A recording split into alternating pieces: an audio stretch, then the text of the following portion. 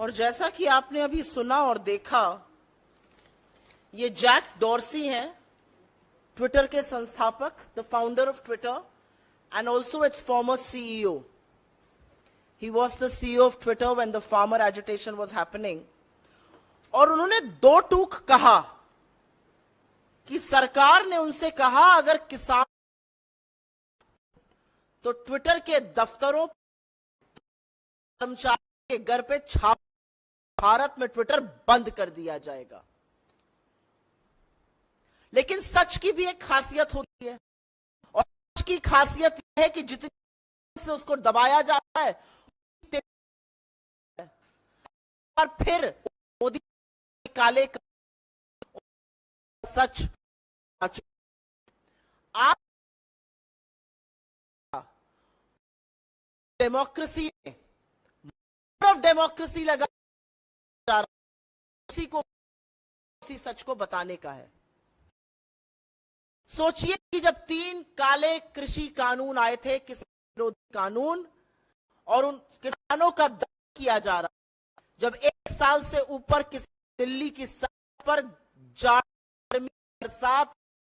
झेलते हुए इस सरकार के आंदोलन कर रहे थे, तो बजाय समाधान ढूंढने के उनको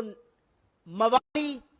उनको खालिस्तानी, उनको पाकिस्तानी, उनको आतंकी तो कहा ही जा रहा था, साथ में ट्विटर जैसे प्लेटफॉर्म्स को यह भी रहा था अगर उनको दिखाया तो आपका भारत में बोरिया बिस्तर हम बंद कर देंगे और आप पर छापे मारे जाएंगे. और याद रखिएगा, अपने घमंड और अहंकार में चूर्ण इस देश का डरपोक तानाशाह प्रधानमंत्री तब तक चुप रहा जब तक 700 से ज्यादा किसानों की शहादत नहीं हो गई, और चुनावी नफा नुकसान देखते हुए 3 काले कृषि कानून वापस लिए. लेकिन यह सच है कि जब इस देश का अन्नदाता अपने हक की लड़ाई लड़ रहा था, तो इस देश के प्रधानमंत्री उनका दमन कर रहे थे, उनकी आवाज को दबाने की कोशिश कर रहे थे. और आपको याद दिला दूं, यह मई 2021 की बात है. किसान आंदोलन चल रहा था, अपनी चरम सीमा पर था, और तब बीजेपी की फेक न्यूज फैक्ट्री, जो कि सही नाम है बीजेपी की आईटी सेल का, उनके कुछ बददिमाग प्रवक्ताओं और सांसदों ने एक मनगढ़ंत फर्जी ट्वीट किया था, कोई तथाकथित टूल किट को लेकर. उनका कहना था कि कांग्रेस इस टूल किट का इस्तेमाल कर रही है,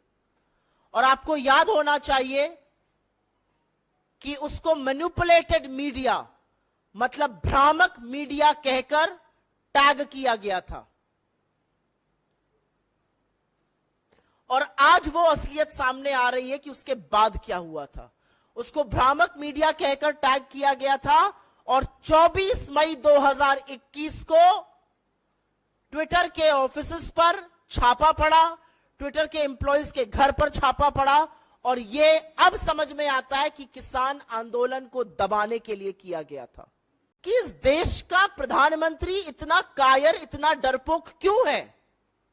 इस देश की सरकार, 140 करोड़ लोगों के इस देश की सरकार 21 साल की एक क्लाइमेट एक्टिविस्ट से डरती है,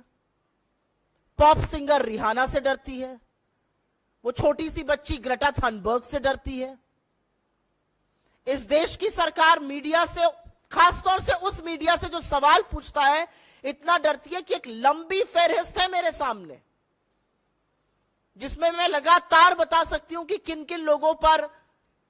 सीबीआई की, ईडी की, इनकम टैक्स की रेड हुई, क्योंकि वो सच दिखा रहे थे. अब चाहे वो भास्कर हो जो कोरोना काल का सच दिखा रहा था, चाहे वो न्यूज क्लिक हो, चाहे वो न्यूज लॉन्ड्री हो, चाहे वो भारत समाचार हो, चाहे वो वायर हो, चाहे वो क्विंट हो, चाहे वो प्रणॉय रॉय हो, चाहे वो तमाम ऐसे लोग